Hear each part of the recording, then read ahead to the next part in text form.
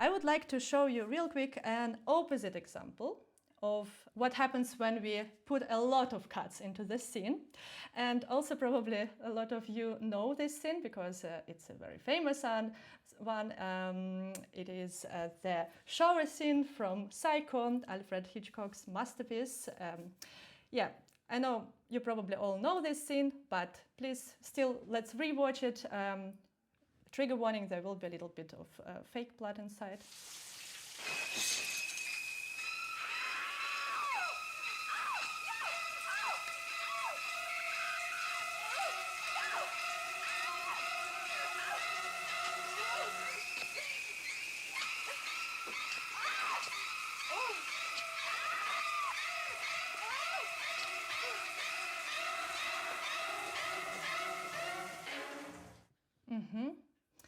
So this was a murder scene from Psycho. What is so impressive about this scene? They have 52 cuts in a single scene, and you saw it's not that long, right? And yeah, how does it work? Yeah, why do they need so many cuts? What do you think?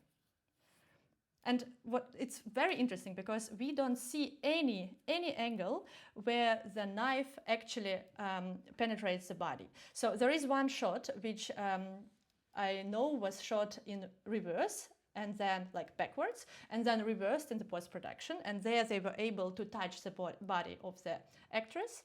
But apart from this shot, there is no shot at all where you see the actual violence. So how does it work in your opinion? Seen it many times, but it's always so jarring. Exactly. Brent writes, best way to show the horror without showing the gore. Not morally allowed in all the cinema. Yes, that's one point. Another one was, of course, it's like they're hiding the violence so that they don't need many practical effects, right? They don't need actually some, I don't know, a lot of fake blood or some prosthetics, etc., etc. So they're just hiding it, but it's only one part of it. The cuts match to the music for sure.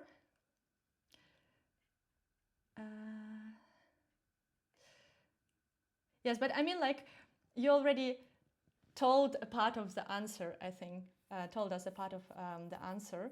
It's, as we said before about Eisenstein's theory and Kuleshov's theory, it's what happens between the cuts. It's what our brains start to do. When we don't see the violence, we start to imagine it happening. So we glue the cuts together, and because of the intensity of the music and of the cuts, and yes, thank you so much, someone called KC. Hitchcock hijacked our imagination to experience the violence without seeing the actual brutality. And the music intensifies the scene for sure. But yes, this is, you know, it is even scarier that we don't see the violence than if we would see it.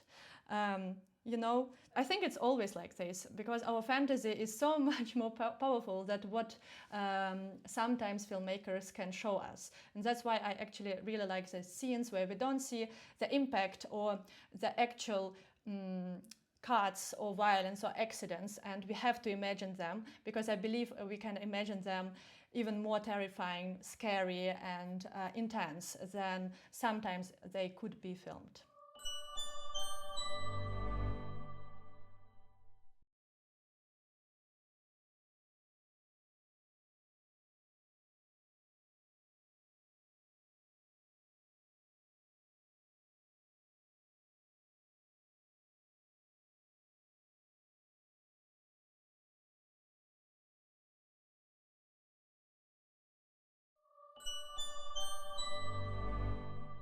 Now we talked a little bit about what happens if we cut, what happens if we don't cut. Let's also talk about different types of cuts. And of course, there are a lot of different arts of cuts, and you are all editors, as I see here, or people from the industry, or somehow connected to editing, and you know that cuts can be very different. So I'm going to simplify and boldly divide them all into two big groups. And the first group would be the classical editing technique called continuity editing. It is used in most movies, and it is considered something like invisible editing. So its main goal is to maintain the illusion of seamless time and space, and to immerse the audience in the story, but also to cut between different angles. So it's like, okay, how do we cut between different angles so that the viewers don't understand, don't see the cuts, and they don't think about, oh, okay, I'm watching the movie. So that they can immerse into the story and think, okay, I'm actually witnessing something happening right now. This is continuity editing. It has some core principles. One of them is that you maybe know it, it is called the 180-degree rule, or also one-axis rule, that the camera should be on one axis, because if it jumps the axis, then we lose a sense of where the characters stand and how they relate to each other. If we stay on one axis, then the viewers always know, okay, these are the spatial relationships between the characters. One is looking to the left and standing on the right, and vice versa. And so it is comfortable for the audience because they can orientate themselves in the scene. Then there is a temporal continuity, which means that actions flow logically from one shot to the next.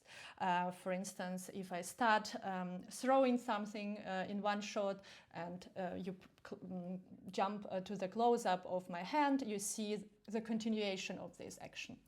And also, one of the core principles is the match of the eye lines. Right, so if a character looks off screen, the next shot shows who they're looking at, or where they're looking to from the correct angle. So we always, okay, the eye line matches to the next shot that we have. I will show you just a very quick example from Harry Potter, because why not? One of the movies, not the classic movie, but nice one. Here we are.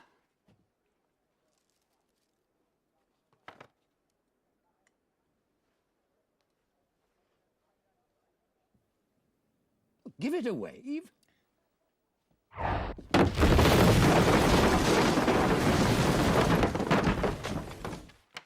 Apparently not.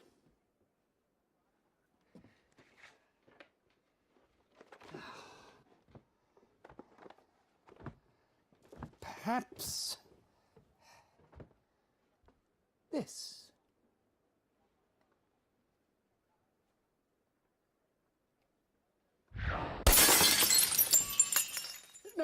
No, definitely not.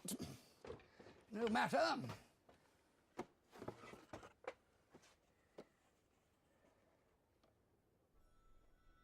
I wonder.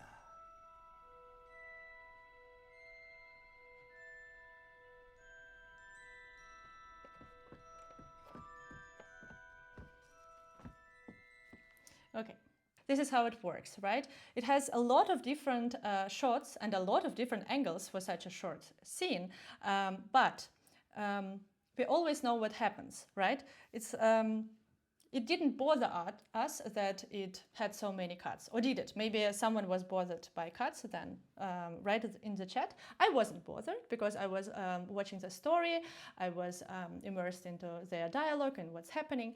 And although they had a lot of different angles, it flowed continuously, right? One action, then another action, and they have this continuity we talked about.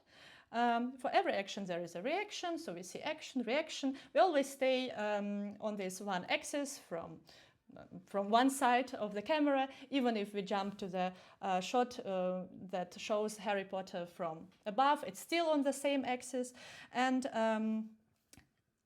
by doing this continuity editing, the filmmakers, they not only created a scene, they also could hide some minor jumps in time. For instance, when the wizard, Mr. Ollivander, goes to the shelves to get a new wand, we don't really see the full way of how he's going there, right? Or how he's looking for it. We just see him go away, and then in the next shot he comes back and he already has the new wand to try.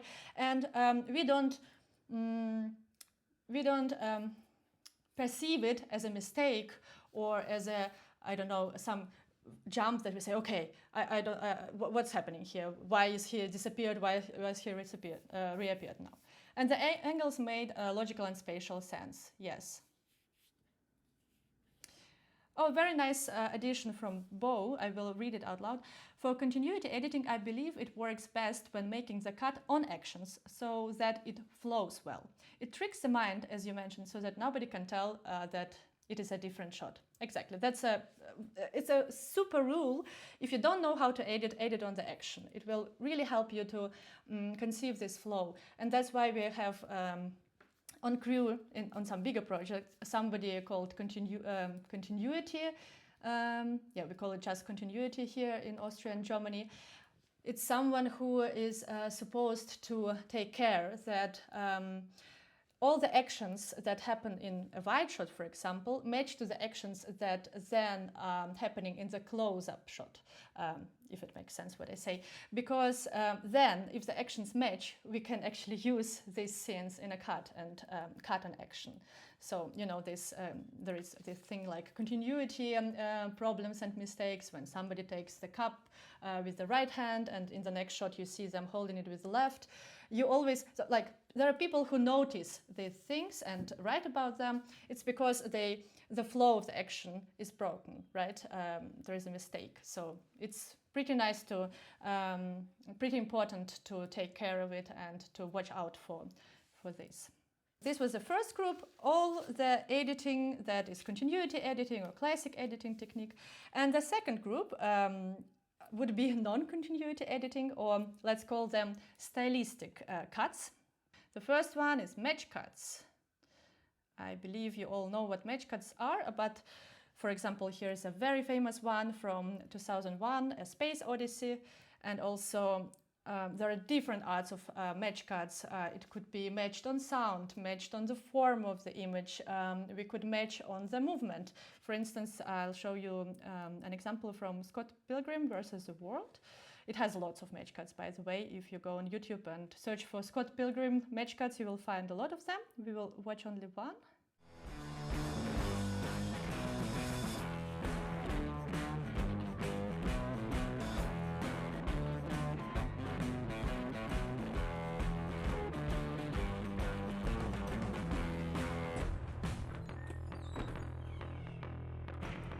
Do you know that girl? Scott! What? You only played one note for that entire song. My hand slipped. Is your girlfriend distracting you? Okay, so you saw it, right? It's what right here, right? He's standing in one scene and then he is in another one. So it was matched both on action and on the composition of the shot at the beginning. Yeah, it's a great example of one of the match cut arts. But before I ask you a question, I will show you another example of a stylistic cut, a jump cut shot. Also, if you work for YouTube or if you watch YouTube videos, you would see a lot of jump cuts because it's just quicker to edit some parts away from your video, right? Take them off the video and then cut from one nice moment to another one, but also you can use a jump cut in movies, and they have been used in movies, like this is an example from Schindler's List.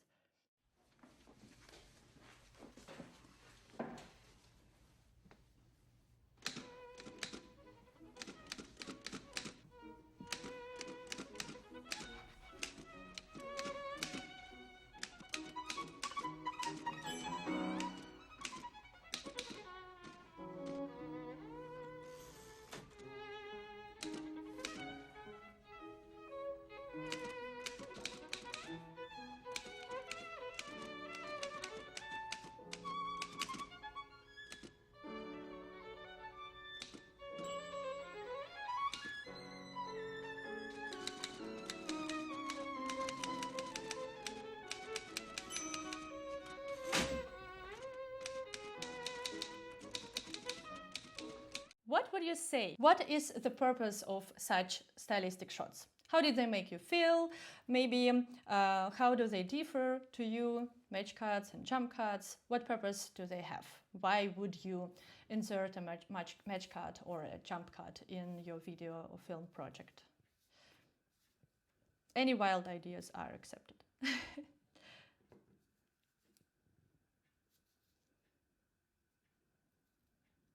Contrast.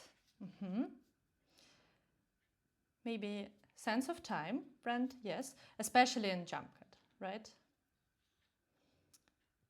Patrick also agrees. The last one shows a passage of time that's faster than real time. Exactly, of course, we jump through time, actually. Contrast is interesting, John. Could you please elaborate a little bit? Contrast. So it's like surprise, or what do you mean, contrast?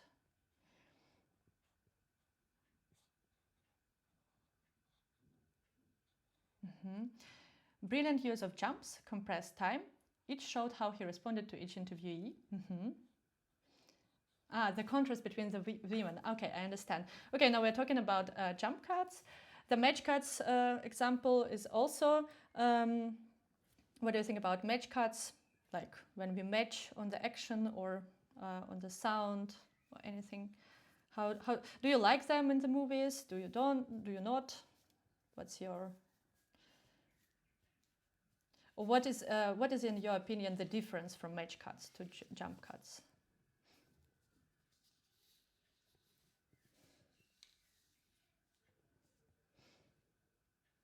Okay, now if nobody has an idea, I will tell you. So the match cut. Match cuts merge two scenes while jump cuts separate them. Emmanuel writes, great for transitions, but they attract a lot of attention. Bo writes, allow to not have downtime or a perfect segue. It is a way to go to a whole different scene that doesn't really matter when it was. Well, yeah, actually, match cuts allow us to transition from one scene to another, from one time to another, from one location to another, from one character to another. And jump cuts, they only jump through time, right? So we cannot make a jump cut from one location to another. That wouldn't work. So yeah, that match cuts merge two scenes. Yeah, interesting. I don't know if I would put it this way. I think match cut also, they are all transitions, right? Match cut is a transition from one scene to another. And so somehow it glues them together. But as Emmanuel pointed out, we see them. They attract a lot of attention, right? So these stylistic cuts are not invisible by any means, right? We always see them. We always notice that the cut happens. Both in match cuts and in jump cuts. We see them, so it's not this immersion-like continuity editing where we stay inside the scene and we know, okay. It's because sometimes you really want to draw attention to your cut. In Scott Pilgrim, for example, it is a stylistic choice. They want it to feel like we are inside a comic book. So they have all particular tools to achieve this. And jump cut, it's not like, we know that it is not a real-time situation, but it's interesting because we see the contrast, as someone already told us, between these women and the reaction to them. And we see how the time goes. And we understand that a lot of time has passed because they even finished renovating the room. Okay, Martin, I really like your idea. Ideally, they are not merely visually appealing, but perhaps also provide subtext, meaning they're interesting not just as an effect, but also as a means to convey richer content and sometimes even to save time. Yeah, for sure. So if you use match cuts, that's a very nice comment to remember.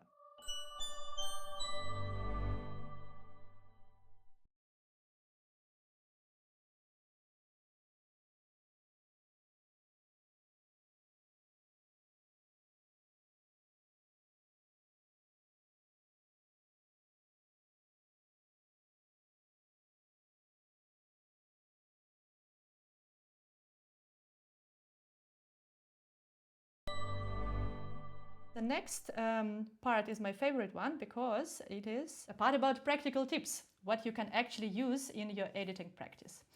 And what I want to concentrate is 3 questions that every editor should ask herself or himself while editing.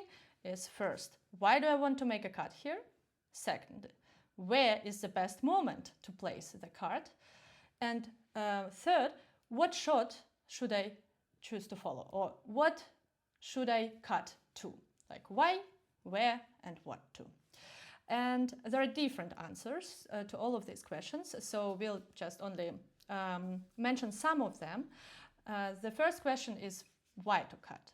And these particular purposes or reasons that are listed on the screen are from the book Grammar of the Edit, which I really like and recommend you reading.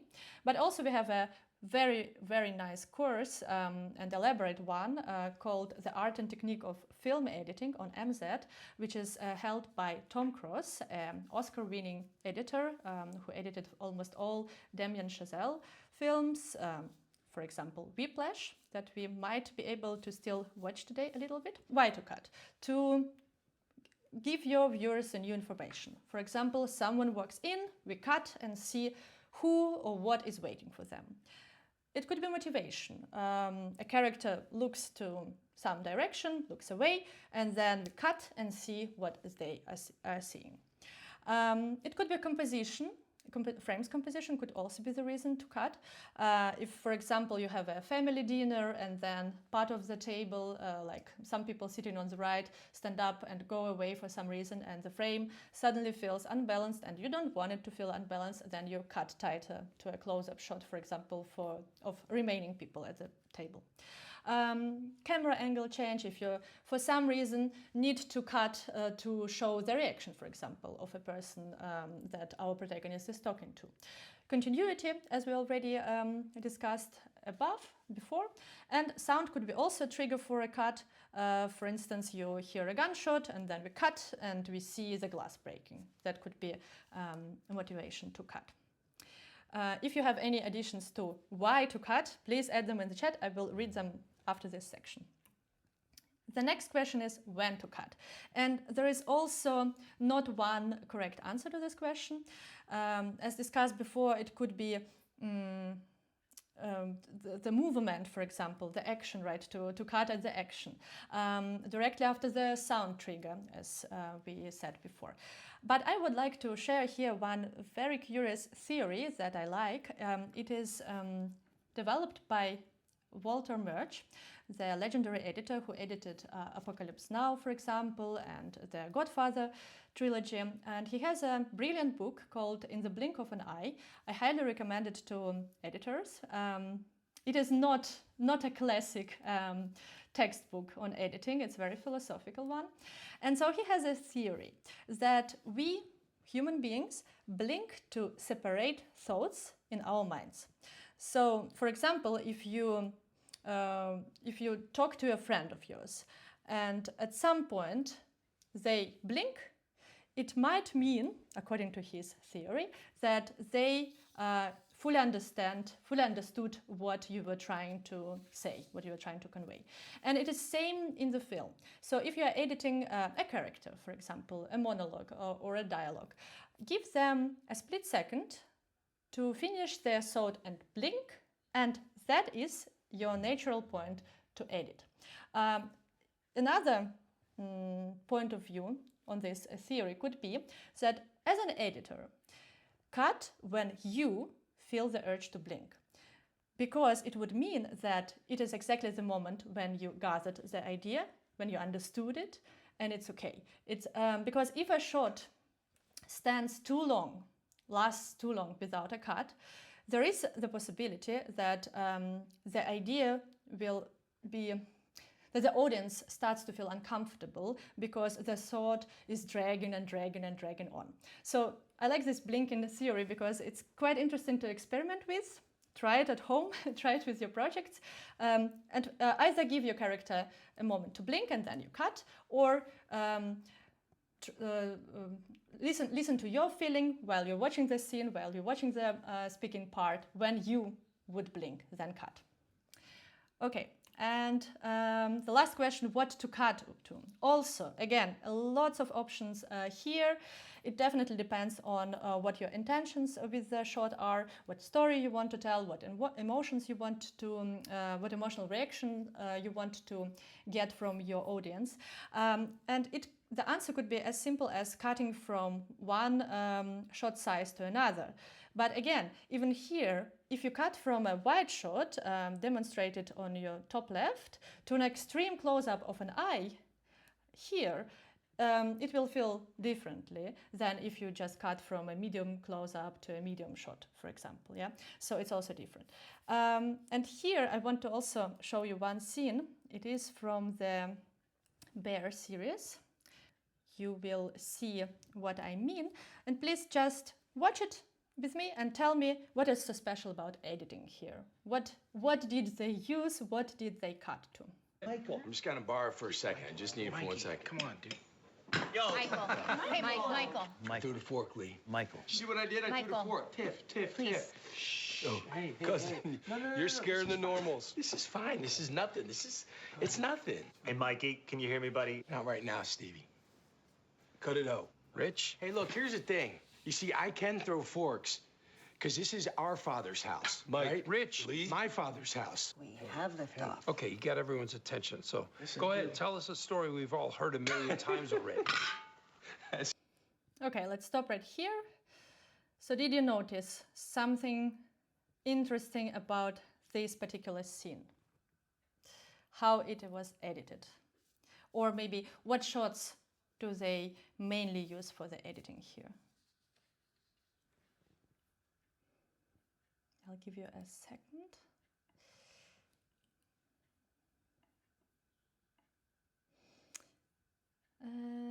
Fast edits, showing lots of reactions. The Bear is a great show, I agree, absolutely. Recommended to watch if you haven't. Lots of close-ups, all faces medium close-ups. Jump cuts to increase anxiety, like in Psycho, like not jump cuts through time, right? But very jumpy cuts. Yes, exactly. It's a lot of cuts. Almost all of these cuts are portrait. And as Emmanuel pointed out, they are showing a lot of reaction shots. So I watched the interview with the editor of this show. Her name is Joanna Norgel. And she said that for this scene, not only for this scene, but especially in this scene, she looked for moments where characters were embarrassed or scared. And she took all these reactions and she put them together. Because it makes the scene feel even more intense if we see the reactions of people to what's happening and not the Michael who is actively crazy in this scene.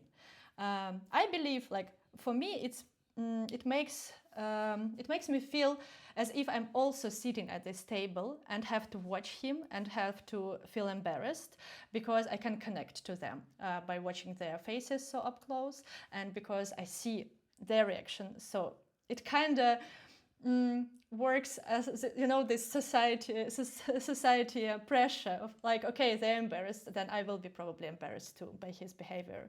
And it also tells us a lot about his family and his place in the family and how they accept him and his behavior or do not accept him. And also we see the protagonist, the Carmi, in this scene, he maybe talks 2 times. The rest of the scene, he's only reacting to what's happening. And this tells us a lot more about his character than just showing the action. So this is another perspective or approach how you can edit when you need a more emotional reaction. And to increase, for example, immersion and anxiety in the scene, try showing the reactions of people or characters who react to the action happening. Okay, our time is almost running up. I just want to show you just one more scene, and this is about the rhythm of a scene. Of course, we haven't talked about the rhythm, and I hope that, I think it's another topic probably, because there are different approaches on how to edit with music, without music. Maybe some of you can share their experience on how they do it. But I also believe that rhythm is very important to support the story. Like rhythm is something in the editing that should be connected with what story you want to tell. And in Whiplash, the film edited by Tom Cruise, they have a lot of scenes of him drumming, and we'll just watch a short moment of it.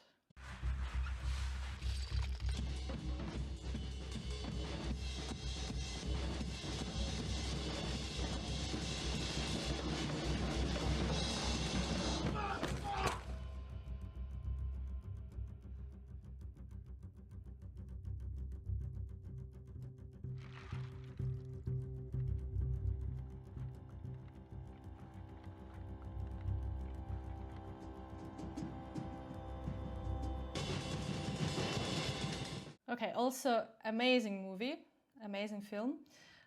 Please do watch it if you haven't.